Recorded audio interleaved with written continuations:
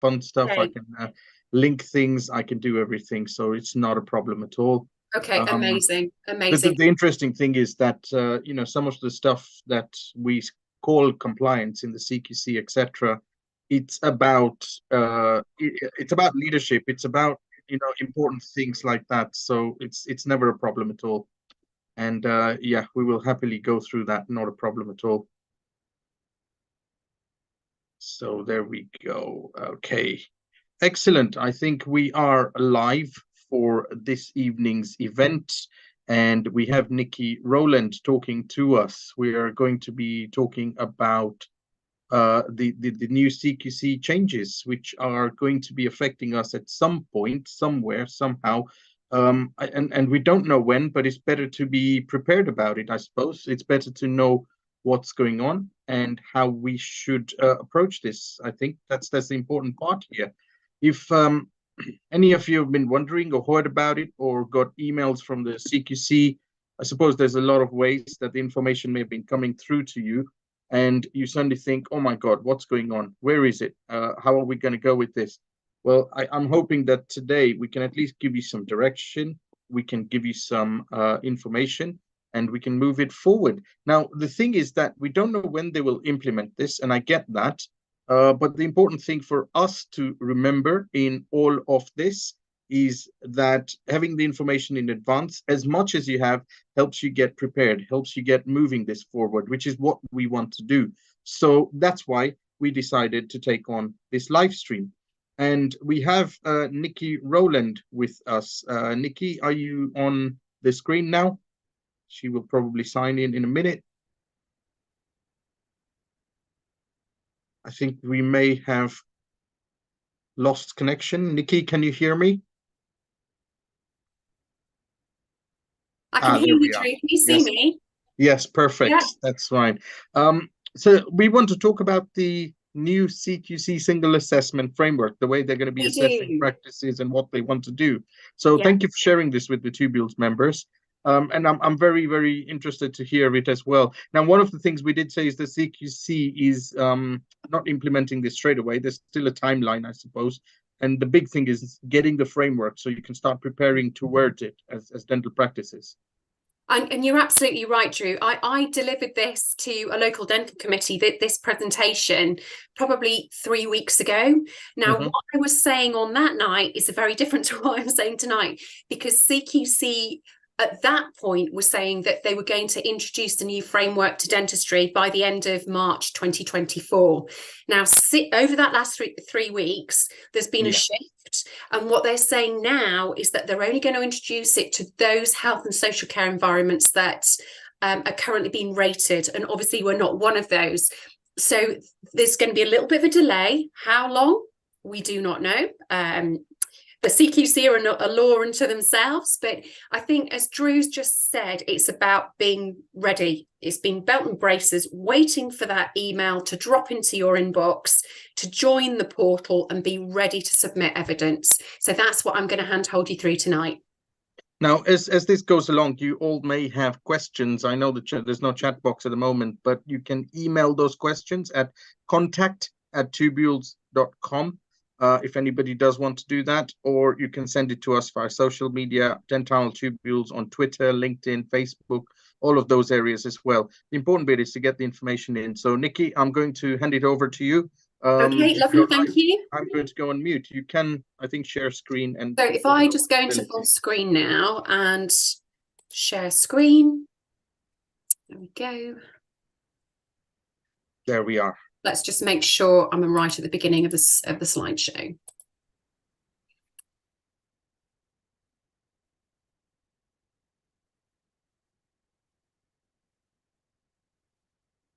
I think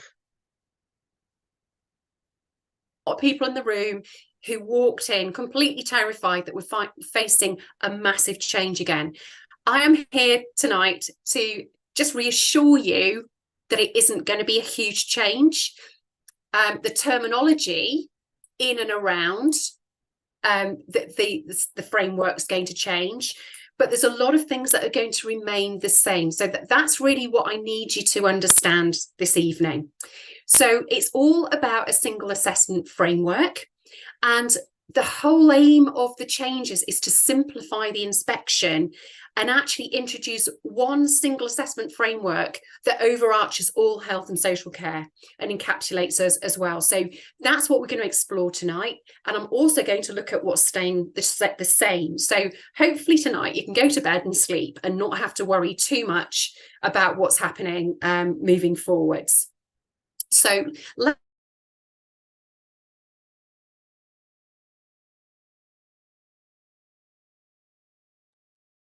Nikki does have some difficulty with internet, so if you do get any breaks during this internet, we will continue to update it with some anecdotes from myself. But I think Nikki's back. There we go.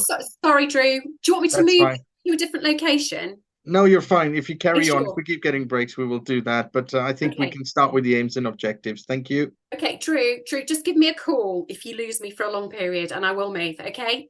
Lovely, thank you. So within the single assessment framework, you'll hear new terms. You'll hear about quality statements, evidence categories, and you'll hear about five key questions and domains.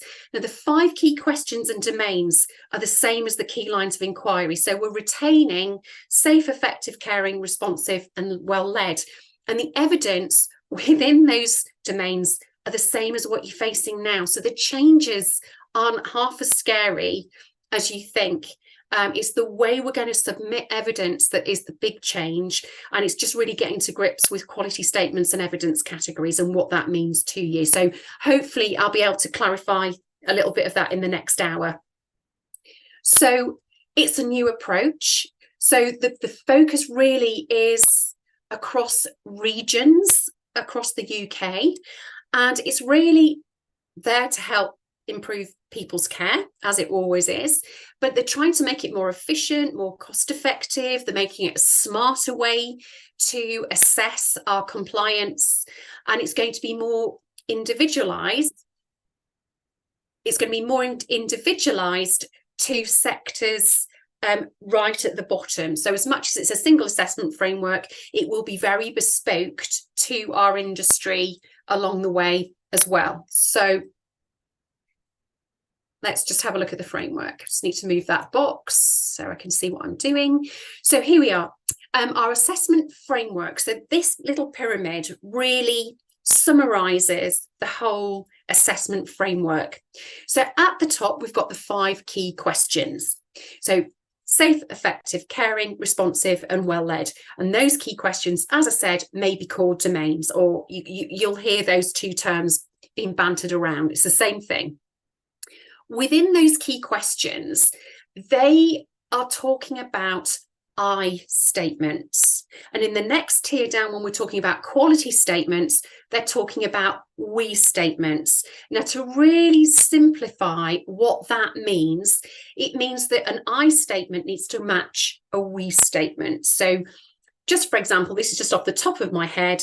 If you as a practice say, we deliver an emotional patient journey to our patients, when patients are surveyed, when they when they're asked for feedback, that patient will genuinely say, yeah, emotionally, I feel really connected with this practice. They really do attentively listen to my needs, my requirements. They match their service to my needs. Yes. And those 2 statements completely match.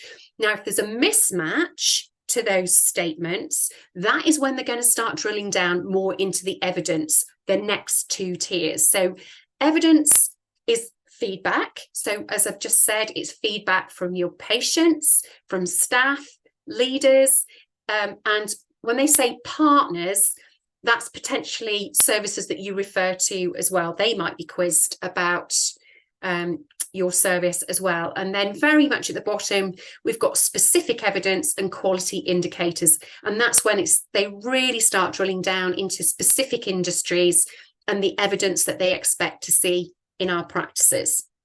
So that is the general framework. So if you remember that, you can't go far wrong. There's like those 4 tiers.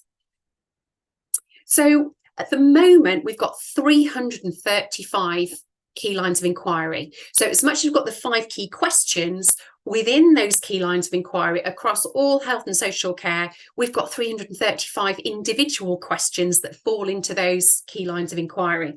I mean, that's huge. It's so diverse. And actually then to slot your evidence into those questions is very difficult. And often there's a huge amount of overlap. So it's almost like reproducing work, which is nonsensical. So this is why they want to make it smarter. So we've now had those 335 inspection prompts replaced by 30.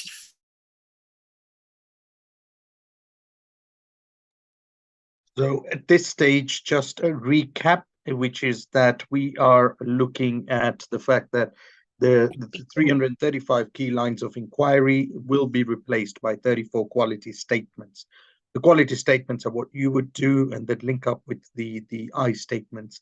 But Nikki's back from what I can see. And I was just recapping there, Nikki. And oh, she's disappeared again. Sorry.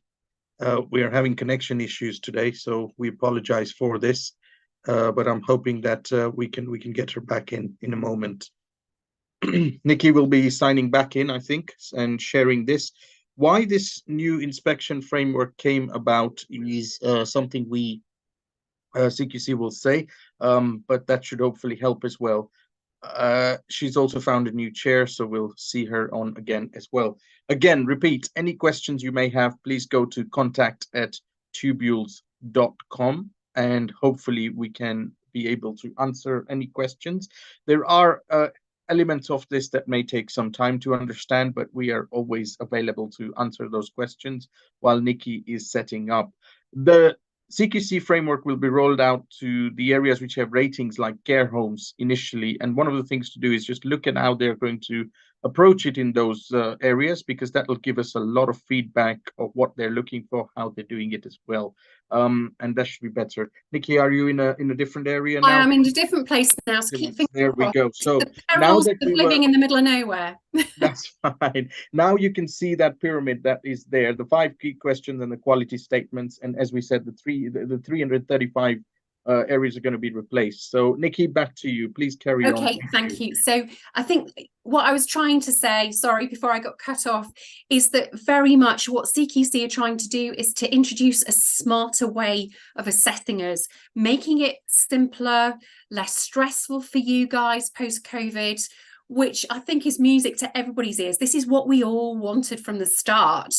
And it's very much more a supportive model. I sit in a lot of CQC inspections with my clients, and they are absolutely supporting practices to be the best that they can be and embrace this framework as actually a directive for best practice. And it really, really is. And when I talk about being supportive of practices, one of the things that I have seen, which I hope will really, really reassure you, is that I was in a practice in Doncaster before COVID.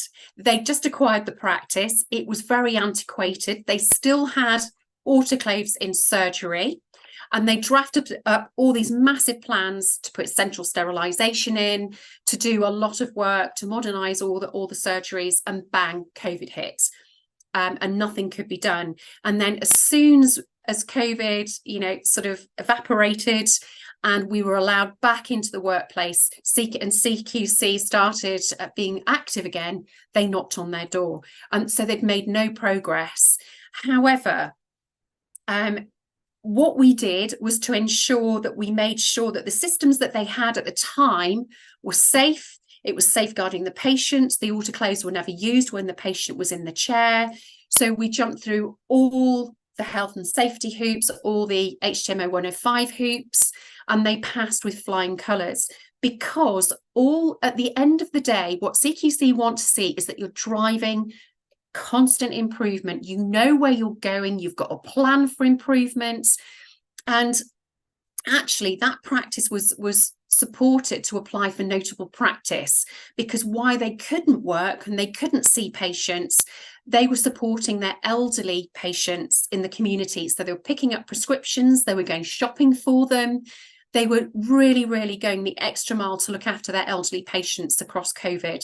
And the CQC recognised that and they went for notable practices and got it. So they really are banging your drum for you now. It's not that punitive model that we were seeing years ago. So again, I hope that reassures you that they really do want to help you be the best that you can be. So moving on to the next slide, quality statements. I'm going to only give you an example, because if we go through all the 5 key questions and go through every domain, it's going to be a little tedious. So I'm giving you a taster within the safe domain of where the quality statements sit. So quality statements within the safe domain fall into 6 sections. So we're looking at learning culture, safe systems, pathways and transitions, safeguarding, safe environments, safe effective staffing, and infection prevention and control. So this learning culture, they are really focused on this, because without a learning culture and a robust collaborative way of working in the practice, you're not going to make progress. You're not going to push standards upwards. They're only going to go downwards. And that is what was identified years ago, and what brought CQC into fruition in the first place was all the failings, essentially, at the Mid Staffordshire NHS Trust, when all those mums and babies died unnecessarily. And Robert Francis QC was invited into that hospital trust to do a massive investigation. And one of the things that he found was there was no culture was lacking, culture of communication, learning, leadership, management. The whole structure was just completely fragile, fragmented, and nobody knew who to talk to, how to escalate problems, to whistleblow. So this is why we had those massive failings and all those unnecessary deaths. So a learning culture is very much a focus on what they are looking for currently. Another reason for that is that since they reviewed the framework in 2014, what they've found is that the majority of holes in compliance across dentistry is within the well-led key line of inquiry currently. And if we drill down into the well-led key line of inquiry, there's 3 main components, and that's good leadership, good management, and good governance. So good leadership is really setting an example for your team and leading from the front, but actually saying to your team, we need to do this together. We're all cogs in an engine of a vehicle, and we all need to know which way to turn, how quickly to turn, to mesh together to drive the business forwards and to drive that quality assurance and make sure we're improving year after year after year. So part of the learning culture is involving your team in making those improvements, but also training them to be the best that they can be. So what they're looking for is that, let's say you have a significant event, a complaint, an accident, something goes wrong with treatment. Basically, any significant event, if it's appropriate to do so, should be used as an opportunity for learning. And explored, investigated if that's necessary, and then findings shared with the team. And then as a team, you decide the best methods to make improvements. So you're actually working as a unit, and it's not just the leadership team, the management team saying to everybody on the shop floor, this is what we're going to do. Because if that plan A fails, then the finger's always pointed back at the management team. To get a really strong culture of commitment and accountability, everybody needs to work together as a tight unit in the engine of that machine. So they're very much looking at learning from experience, from findings from audits and risk assessments, and actually making improvements together. So it's a very, very big focus, is well led moving forwards, because what they've also found is there's a demonstrable link between well led and safety in a practice. So if a practice is not well led, they tend to be the ones that are at higher risk of safety issues. So those 2 elements, as well as accessibility to services, are a massive focus moving forwards. Safe systems, pathways and transitions. This is more about when you're referring, it's about sharing of information, so GDPR, and your team understanding GDPR. So every team member in your practice should be trained on it, so they fully understand it, because our legislation overarches a lot of what the general GDPR guidance is. So let's say in a retail environment, you can legitimately say to somebody, I want you to stop processing my data. As a data subject, I don't want you to process any more of my data, and I don't want you to communicate with me anymore. A patient does not have, well, they have the rights to do that, but not within a health and social care setting, because as you know, we have to take and retain clinical records for X period of time. So whether it's just general treatment, so it's 11 years. If it's deemed to be advanced treatment, it's 30 years. So we cannot stop processing data, and we cannot erase data because we've got overarching legislation that says otherwise. So it's your team understanding what they can and can't do if a patient makes a request. And it's also your team understanding where a patient is referred to if they need a specialist service, and they know the flow and the referral flow from the practice to that specialist service, whether it's a hospital or somewhere else. Safeguarding still a huge topic. So it's looking at training for your team. It's having a lead for safeguarding. Going back to training, it depends on your environment, but your front of house team members need level 1. Your clinicians, if you're just in general practice, need level 2, roughly every 3 years. But if you're an orthodontic practice or you're purely paediatric, your team need level 3. And roughly that's every 2 years. So it is rough guidance, and there is specific legislation out there that helps steer you as to what you should be doing every year. And I think because it is a little bit unclear, depending on your environment, a lot of practices just review their safeguarding every year just to make sure they're on top of it anyway.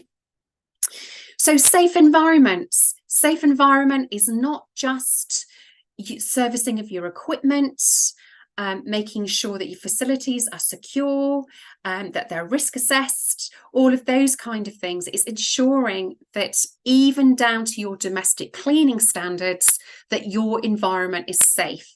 And you probably remember a little while ago that we were introduced to the national standards of healthcare cleanliness, and a lot of us started to implement those. I did when I was doing consultancy. We started to implement all of those standards, did a lot of work to ensure that practices were up to the level that was required, and then suddenly our CDO did a U-turn and said, no, you don't need to do it. You need to up your game, but just keep doing what you're doing, monitoring what you're doing, logging what you're doing, and training whoever's doing your cleaning to do it in the right way. But all of those, the next layer was absolutely then negated. But domestic cleaning is a big thing, and I have seen inspectors doing the finger test, tops of doors in your surgeries, window ledges, tops of your light on your chair. All of those surfaces need to be absolutely spotless, and I go into some practices and literally do that and the dust falls off. So they are really sort of honing in on those kind of things as well. Who'd have thought that within SAFE we'd have effective staffing?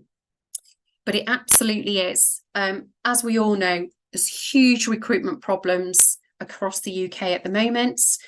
And a lot of practices are working on a skeleton staff, or they've just got a whole host of student nurses because they can't employ qualified nurses. So it is very much a concern for the CQC. So within this domain, what they really are looking for is that we're adhering to Regulation 19 and that all your team are fit and proper for their role, no matter whether they're qualified or not, front of house or GDC registrant. It's, are they are they fit and proper for their role in the practice? So there's a lot to look at within that. And staff personnel files are about that thick now. So if any of you are wondering what really legitimately should go into a staff folder, let Drew know to let me know, and I can send you a whole list of what should be in a staff personnel file now, because it is very, very comprehensive. And then obviously we've got infection prevention and control, massive focus on this because of COVID. So a lot to talk about in there, including Legionella. Again, that's a big focus area moving forwards too. So let's just move on to the next slide. So quality statements, we're talking, as I said, about matching we and I statements. So let's just look and deep dive more into a learning culture. So your we statement might be something like this. As part of a proactive and positive safety culture, we listen to concerns about safety, investigate and report incidents thoroughly, and continuously identify and embed best practice. So that might be your statement. What CQC are looking for when they are talking to patients is that they reiterate that from their side. So they say, absolutely, it's evident to me when I go into that practice that there's a really robust safety culture. And I really feel that, you know, I am looked after, I feel safe, there's a circle of safety in that practice, and I can completely trust that the practice is doing the right thing for me. So it's the matching those two statements together in the right way. And as I say, if there's a mismatch, that's one that'll start to do a bit more of a deep dive into your evidence to see why. Again, another example is safeguarding. So you might say, we aim to understand what being safe means to people and work with our patients on the best way to accomplish this goal. Our mission is to improve people's lives while protecting their rights to be safe. So again, when patients are surveyed, interviewed, whatever it might be, what they are saying matches what you're saying. So that's what they're looking for. So right at the bottom of the pyramid is evidence and quality indicators, and they sort of flow from the top down to the bottom. So this is where things are very much more personalised to our industry, and where the single assessment framework becomes very much more bespoke to our sector, but also to our individual practices as well. So there's 6 evidence categories. So they're going to be collating evidence in 6 ways. So they're going to look at people's experience of health and social care. So they're going to be directly surveying patients. They're going to be looking for feedback from staff and leaders. So the remote part of the inspection that a lot of people are experiencing at the moment, where you may have been invited onto a 2-hour Teams call with a CQC inspector, that part of the inspection is going to be retained. So they can really then get feedback from staff and management teams and really find out what's happening in the practice. They may even go to partners. And when they talk about partners, that might be places that you refer to. So they might actually talk to them about systems, about the patients coming through, and make sure that there's that flow to the work. They're also going to observe. So they're going to observe remotely because they're introducing a portal. So they're going to be asking you to submit evidence month after month, year after year. So it's going to be an ongoing continuous assessment process. So hopefully what they're looking to do is to mitigate the need to come on site and do that one-off inspection, which to me makes so much more sense. So by submitting information onto the portal, what they're doing in a way is risk assessing you to see if there's a need to come on site. And hopefully, you know, if you embrace the framework, you look at it as a framework for best practice, and ensure that everything that you're submitting on the portal reflects that, it is really then negating the need for the inspector to come on site. And that's what we all want at the end of the day. So the observation piece can be direct in your practice, but they're observing you through the submission of evidence as well. And they're very much looking at your processes, so what your procedures look like. And does that absolutely reflect what's written in your procedures, what you do in your practice? Does it actually mirror the exact and precise processes that you put into play every day in the practice? And they're going to be looking at your outcomes. And when I talk about outcomes, just one example is, let's say you have a complaint, you've documented it, you've tracked it, you've corresponded with the patient if there's an investigation going on, and you've documented that in a chronological order. One of the things that I see when I'm doing mock inspections, when I go to complaints folders, sometimes there isn't a clear outcome, and I will say to the practice manager or the principal, what happened to that patient? Are they still coming to see you? And they'll go, oh, need to go back to SOE or R4 and check their records to see if they're still with us. There should be a really clear conclusion and summary about what happened during that complaint procedure and what it looked like at the end. Was it a good outcome? Was the patient happy? Are they still coming to see you? So those outcomes are essential. So to put all of that into perspective, let's say we're looking at quality statement, infection prevention and control, which is equivalent to SAFE 5, so that inspection prompt at the moment. So the quality statement is, we assess and manage the risk of infection. We detect and control the risk of it spreading, and we share any concerns promptly.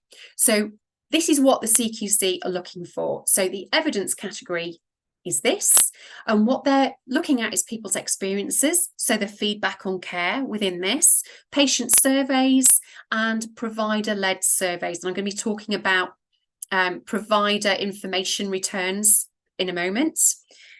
Feedback from staff, so if they do come on site, they'll communicate with staff. They want to know about your whistleblowing policies, and they will want to have a look at staff feedback questionnaires as well, which again is going to be an obligatory activity every year, so they can see what staff feedback is. Now, alongside whistleblowing, and this is something that a lot of people seem to be in the dark about, if you're an NHS practice, only NHS practices, you need to have a freedom to speak up policy. And this is something that I see missing many times when I go into practices. And you also need to have a freedom to speak up guardian, who's a named person external to your practice that team members can go to if they don't feel that they can talk to the management team.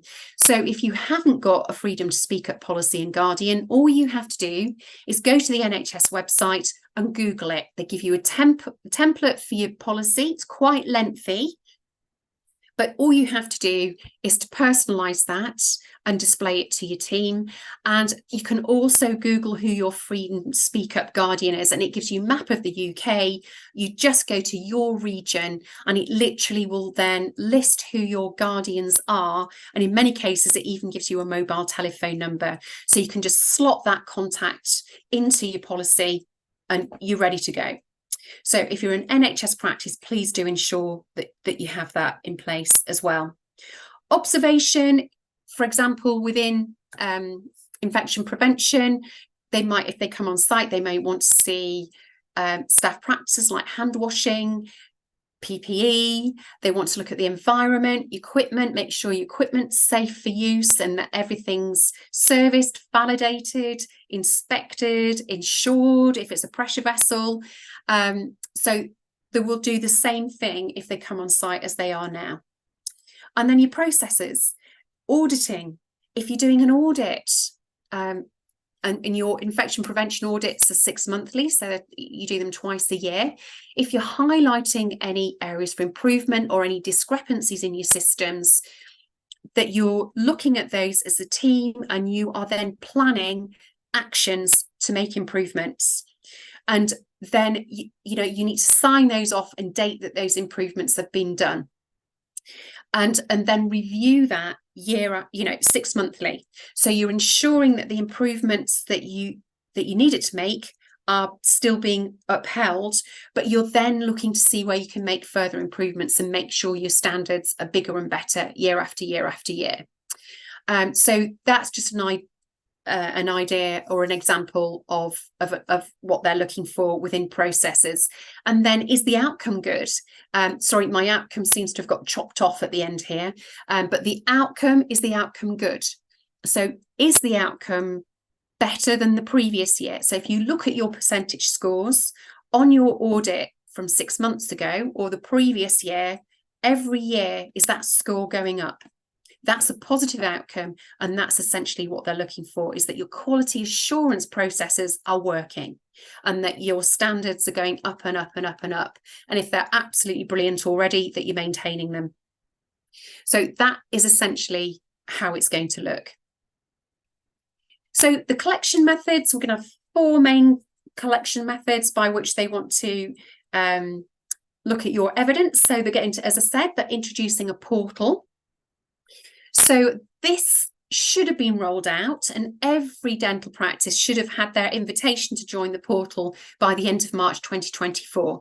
That has now been pushed on, as I said, so it's going to be later next year, but watch this space. Apparently there's been software issues. So what they're doing is focusing on those health and social care sectors that are currently rated. And obviously we're not one of those. So they're really going to be looking at those sectors first and then engaging us later on. So I suppose it depends on how long it takes to get the systems in place in those sectors before they reach out to us. But anticipate at some point next year that you're going to get that invitation to join the portal. And then start making submissions on a regular basis. They're going to contact your service users and interview your patients and send them surveys. They're going to have those structured conversations with leaders and providers, like those Teams meetings that they're having already. And then once a year, they may or may not ask you to submit what they call a provider information return. So this would be at the time of the year that you would have initially registered with the CQC. So if you'd registered in February, your provider information return would be due at the end of February every year. So those are the 4 methods by which they're going to be collecting information. And they're hoping, in a lot of cases, that will absolutely negate the need to go on site and come in and do an inspection on you. They're almost going to be risk assessing you to then see if there's a need to come and visit. So again, within the changes, they're going to bring all the sector specialists into one team, and they're going to distribute them in 4 geographic areas, also called networks. And those teams across those geographic networks are going to have operations managers that are going to lead the inspectors and the assessors, and they're going to have regulatory coordinators and officers within those regions as well. And that is going to be supported by a central hub, essentially. So the regions look like this, and what was suggested earlier in the year is that they were going to start the rollout of the portal and the new framework in the south, in the yellow region, move up to the purple, green, and then pink. And I think that will still be the trend. So those of us like me in the pink region probably will be affected much, much later into 2024 than those in Cornwall or London area. So, but there's nothing carved in stone. So just keep your eyes peeled. And they're very much going to be then focusing on people's experience of the service that you're providing them. So this is information that I wrote 3 weeks ago that as I said, this no longer is correct. It's all been shifted on. So we can skip over this slide and that one as well. So all of that will be happening next year. But this is what the portal looks like. And again, what they're trying to do is to streamline you submitting any notifications. So let's say, for example, a notification that you'd have to let them know about is if your registered manager is unable to work for over beyond, if they're off beyond a 12-week period, you would need to notify the CQC. Again, if there's a change in registration, if you're changing trading terms or your registered manager is changing, then you can update the registration and apply for a new registration directly through the portal. And again, it negates all those emails and communicating backwards and forwards by emails. It's all going to be very streamlined through this software. So in a nutshell, this is the new framework. So on the left, we've got the current world. On the right, we've got the new world. So at the moment, we've got all these multiple assessment frameworks across health and social care. We're going to have one single framework. So we're all going to have the same questions and domains at the top. But as we go to the bottom of the pyramid, it's all going to be more personalised and bespoke to our sector and our practices. So at the moment, there is some ongoing monitoring that we've got insight monitoring and intelligent monitoring. So they look at your practice from the outside in, and they get you to submit information within that 2-week notice period. So they're forming a picture of you before they walk through the door. That is no longer going to be the case. It's going to be that ongoing assessment to assess your quality and risk. So it's a very much a risk-based model to really determine whether they need to come on site or not. At the moment, evidence is gathered during that on-site visit and that 2-week notice period. Evidence is going to be gathered over time from multiple points moving forwards. Judgments and rating decisions are used by using the ratings, so outstanding, good, satisfactory, or needs improvements. But also what they're suggesting is that possibly they're going to get teams to assign scores to their evidence.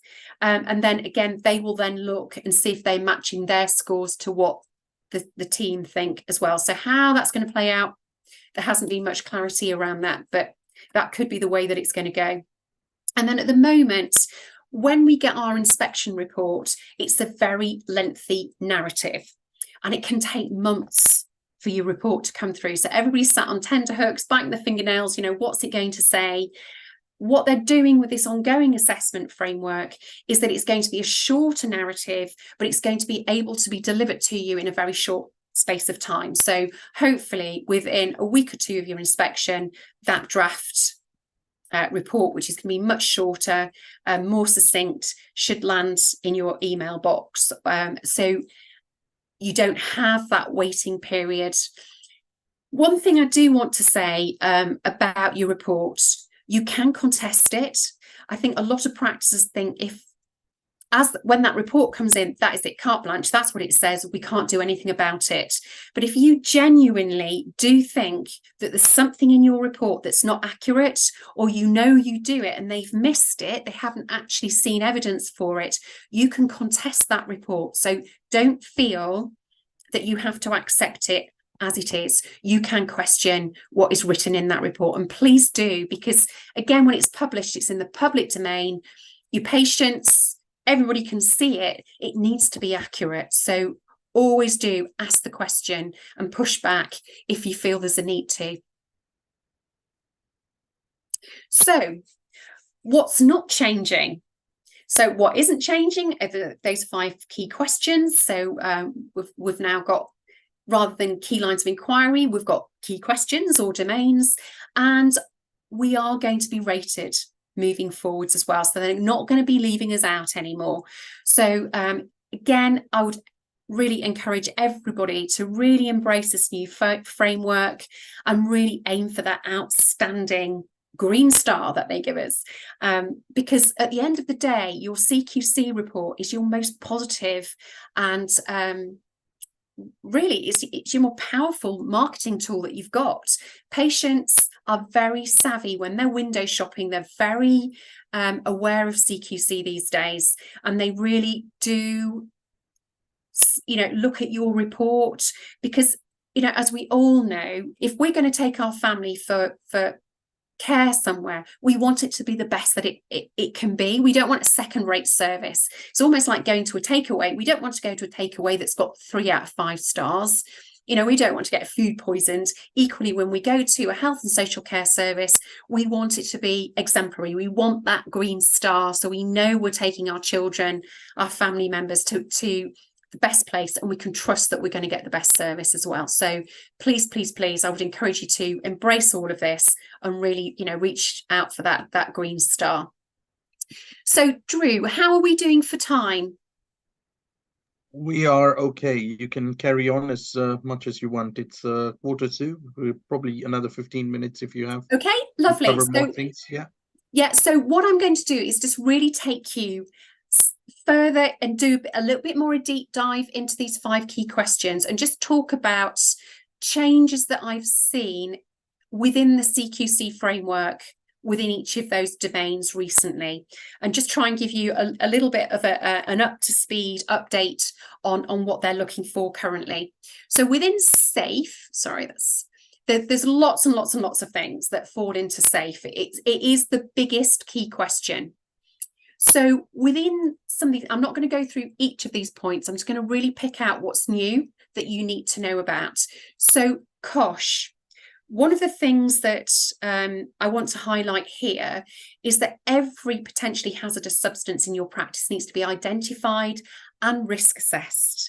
And I do get the question often, well, isn't really doing a risk assessment on a hazardous substance reproducing what's written on the safety data sheet? And the answer is yes. What they don't want you to do, though, is to put a safety data sheet print it straight from the internet and put it into a folder, because you are not then intelligently risk assessing a product. What they want you to do is to then use that safety data sheet, extract the information that's relevant, and then drop it into the risk assessment. So, for example, on the safety data sheet, there'll be all the first aid measures that you need to take in the event that somebody's exposed to that product. So you need to extract the relevant first aid measures and put them straight into that safety data sheet, into the risk assessment. And the reason for that is that if somebody is exposed, you can literally go to your COSH folder, and they prefer to see it in a hard copy for this reason. You can go to your COSH folder, pull out that risk assessment, go straight to the first aid measures, so you know exactly what you need to do. And then in the event that that patient needs to go to hospital, whether it's a staff member or a patient, then you can send that COSH risk assessment with the patient to A&E, and the A&E team know exactly what first aid measures have been administered, so they know exactly where to pick up.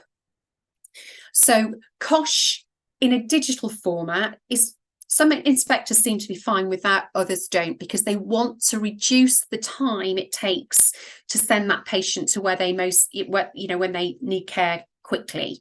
So those are the kind of things that they look for. So I prefer to see COSH in a hard copy format, so you can grab it and send it off with the patient should you need to.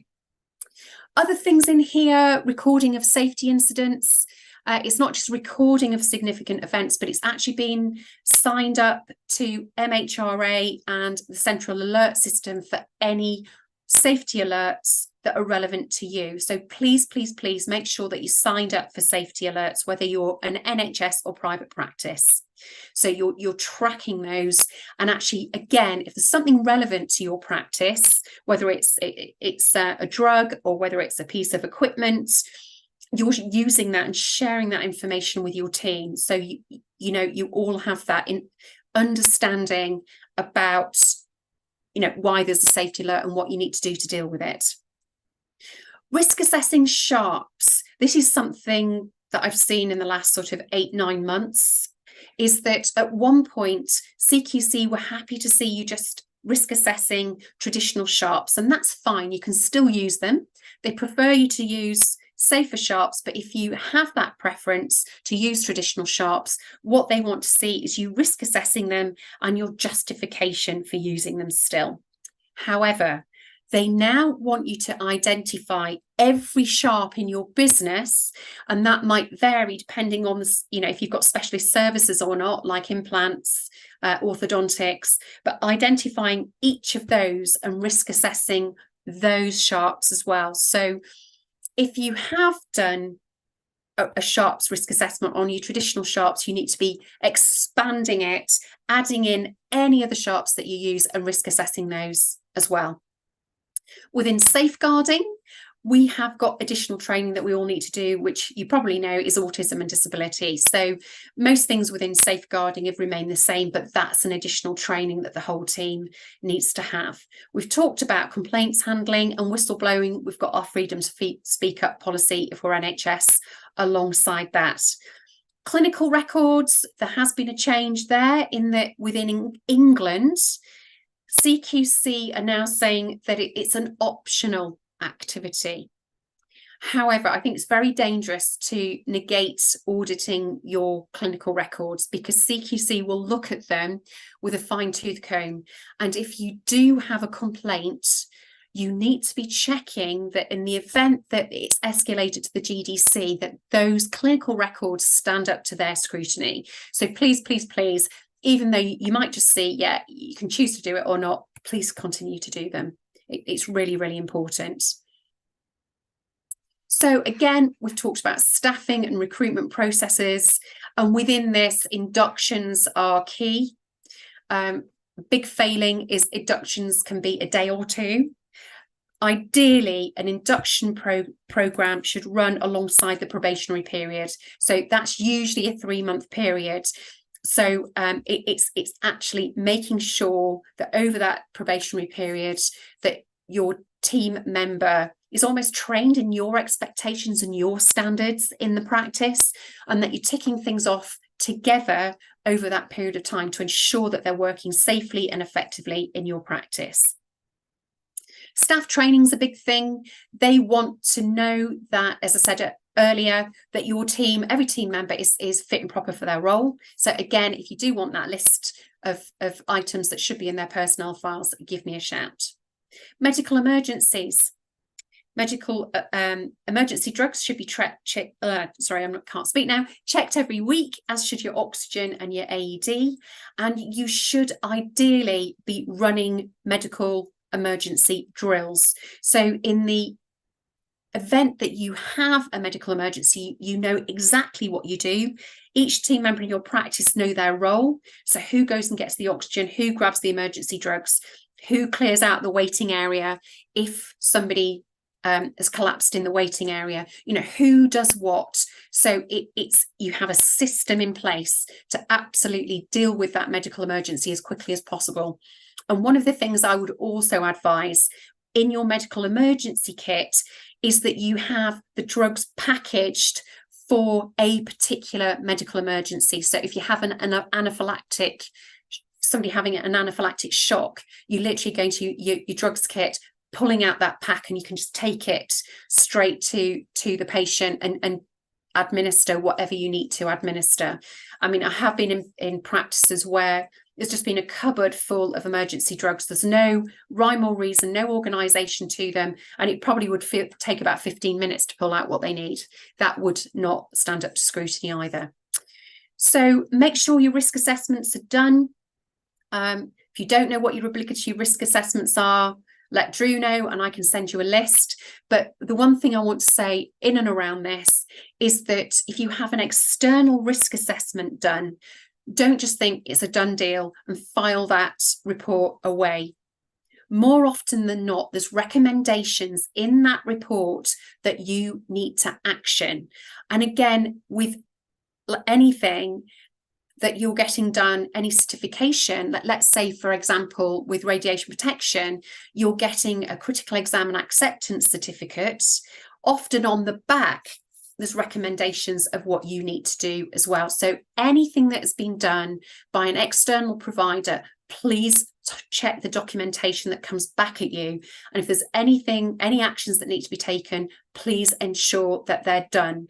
I was in a practice pre-COVID, and they'd had a critical exam and acceptance report, and they'd advised that this stairwell should have been lead lined because there was people up and down the stairs all day long, and they were taking x-rays underneath it. So potentially they were exposing whoever was using the stairwell to, you know, to radiation, and they hadn't dealt with that. So they imposed sanctions on the practice because it was, obviously it was a big issue. So look at those reports and action any of those recommendations. Disaster planning and emergency procedures. Please, please, please ensure that you're doing a business impact analysis and you have a sensitive information map, and you can get one of those off the ICO website if you haven't got one, because those two risk assessments help you to build out your disaster planning and emergency procedures. So that is a bit of a hot topic as well. So have a look at that. And with regards to GDPR, this is not a thing of the past. It's more current than ever with all the malware, all the hacking that's going on. Make sure that each of your team members has got GDPR training and they know exactly what they should be doing. Sorry, let's just scroll on. So we've got a lot more in here. Within IRMA, I think the change recently has been that we all know we need to register with the HSE, but they're needing more information from us. So if you're already registered with the HSE, look out for an email because they may be asking for more information from you.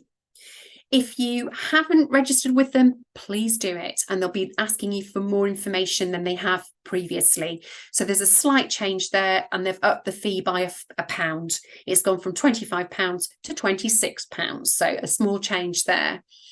With regards to clinical waste disposal, obviously there's been new legislation from the government in and around the disposal of clinical waste, and currently everything has been deemed to be infectious, so being disposed of in orange bags.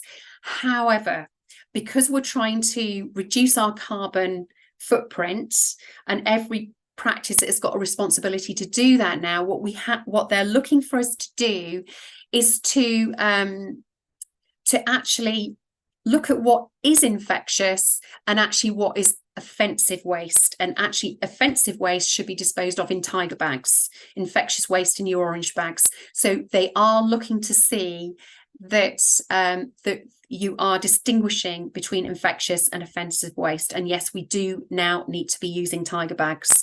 So please look at that in your practices as well. And I think I've covered most of the changes in there.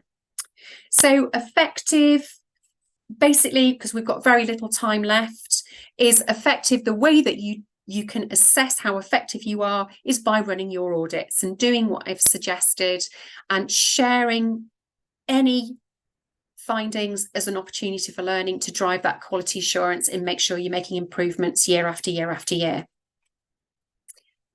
Caring, if I can get to caring, sorry, caring is it's not a tangible thing really. Caring is what we do every day. You can't actually write down that you're caring, although we do need an emotional care policy, believe it or not.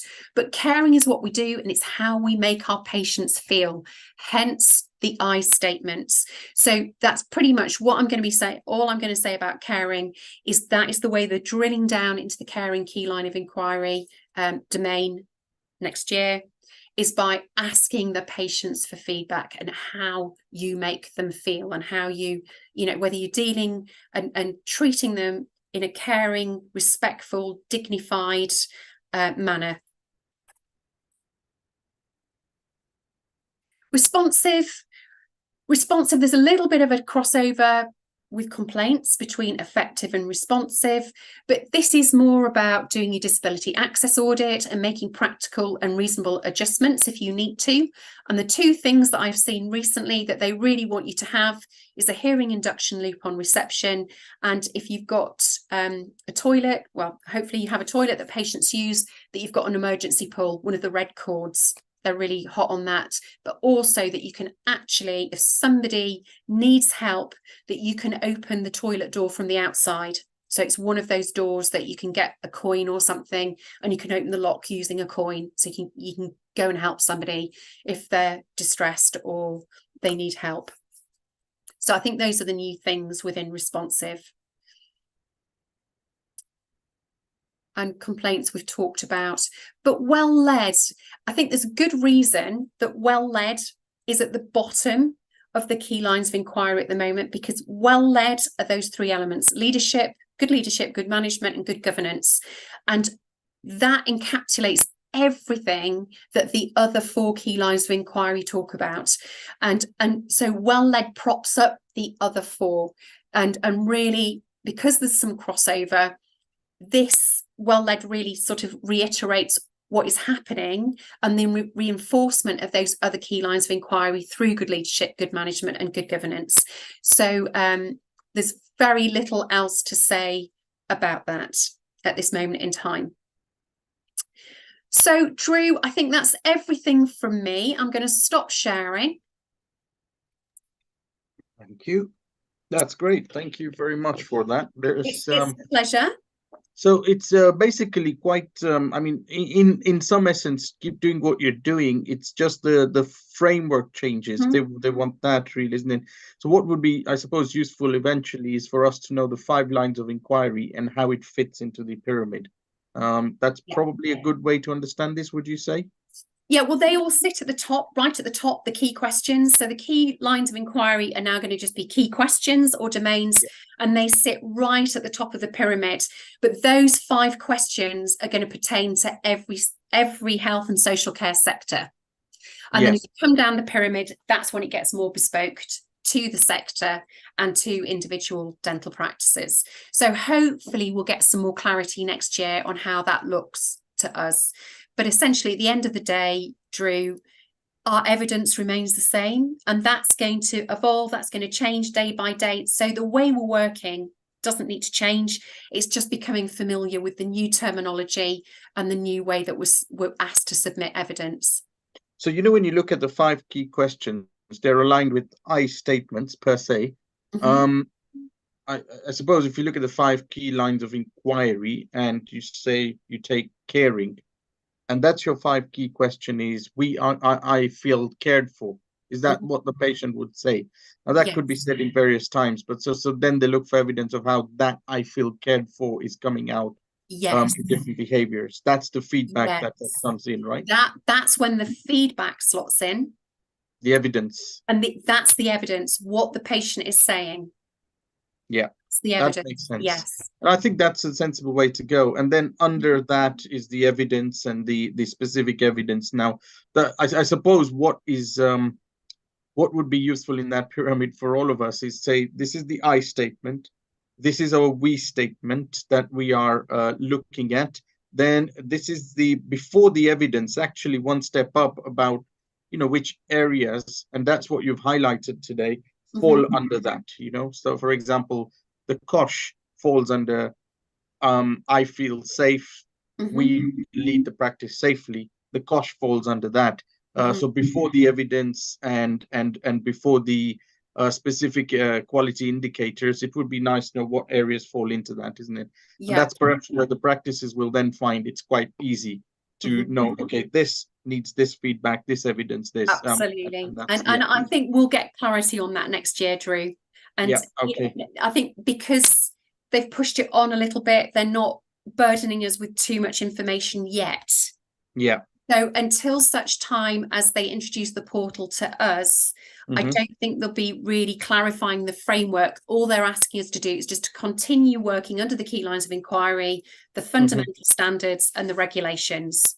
Okay. And then they'll give us more information further down the line. But it's just anticipating that change and knowing that it's coming. Yeah, I know. And with John Mill sort of gone as our portal of communication exchange, we have to rely directly on the GDC now, on the CQC now. Yeah. I used to interview John because it was just great to go to the horse's mouth and get all the right information, but can't do that anymore. No, that's interesting. And I would ask a separate question away from this topic, the magic dentist that yes. Martin talked about. Where did that start from, and where is it going, and what's happened? Tell me. Oh, okay, Drew. It's really exciting. I live in East Yorkshire, and I'm sort of knocking on the door of Hull, and Hull is the 3rd biggest dental desert in the UK. And just over the bridge, we've got Lincolnshire and North and South Lincolnshire. they're the top 2 dental deserts in the UK. So because we've got lack of access, because we've got a huge issue with poverty in the city, we're seeing, oh my gosh, dire straits. It's like a third world state of affairs with regards to children's oral health. And that is really a trend we're seeing across the UK. And last year in England alone, 42,000 children had general anaesthetics in hospital to remove teeth. And that cost the government over £51 million. So the question is why they're not injecting that back into the system. However, I'm not sitting back and just listening to the narrative. I'm trying to do something about it. So I wrote the Magic Dentist book a little while ago, which my daughter illustrated brilliantly. And we're bringing the Magic Dentist book to life. So what I'm doing is I'm matching dental care professionals with magicians from the Magic Circle to go and deliver oral health education in primary schools. Teachers now are being asked to deliver oral health education as part of the national curriculum because children are not getting access to dentistry. The onus has been passed to teachers and they're not the experts. They don't know where to start. So also what we're doing within the Magic Dentist campaign is to create an educational package that dental care professionals can take into schools or schools can use and ask dental care professionals to come in, but also take a magician in to bring it all to life, make it magical, make it highly entertaining. And what we're seeing is that even the little people, the real tiny ones, are taking on every bit of information because it's being delivered at such a highly entertaining level. And we're having so much fun. I was about to say it's fun rather than boring. Oh my God, we're having so much fun. I'm such a big kid. So some of the tricks, Drew, I mean, I've got one magician that we've got a little white rabbit in the book, which is a molar tooth turned upside down. So the roots of the ears, etc. So he made a white rabbit out of magical balloons, put it in a box, got all the kids shouting magic words, opened the lid, and he took out a real live white rabbit. It was like, oh wow, how did you do that? And things like that, but other tricks that are very educational, like Martin Tariani, who's my magic dentist. He had one of those big silver platters, like when you go for a posh dinner and they take the lid off. He had one of those, and he had one little red ball in there, sprinkled lots of sugar, and did the story about if you eat sweets or something sugary and there's a bug in your mouth, that sugar is going to feed the bug. So if you don't brush your teeth at night and you go to bed, what's going to be in your mouth in the morning? So put all this sugar in there, put the lid on, and he did the morning picture, took the lid off, and there was thousands of red balls came tumbling out of this silver platter, and the children were like, oh my gosh, and they're like, that's in my mouth in the morning if I don't brush my teeth. So there's simple messages like that they really understand, but because it's done in a fun way, they're just loving it and they don't want us to go home. This is so nice. And how many schools have you managed to get through so far? Not enough, because I've been trying to launch the Magic Dentist across the UK. So all my time and effort, I only launched 6 months ago, has been really just getting to each country and getting some visibility, because there's only me at the moment driving the visibility. It's just easier for people to come to me. So I decided that was the only way to do it, really, was to get out there in the media, so people know it's happening, and then people can reach out to me and we can go and do workshops in schools. We can do full school assemblies. I've done things in the community. We did a huge event on the Isle of Arran in a community centre on one Saturday, and we even brought all the animals in the book to life and had a petting zoo. We did the whole shebang, and we just had a ball, and the kids just loved it. Absolutely loved it, and learned everything they needed to learn about brushing their teeth. And we sent them home with a little party bag with all the toothbrushes, toothpaste, lots of other bits and pieces in there, and a copy of the book.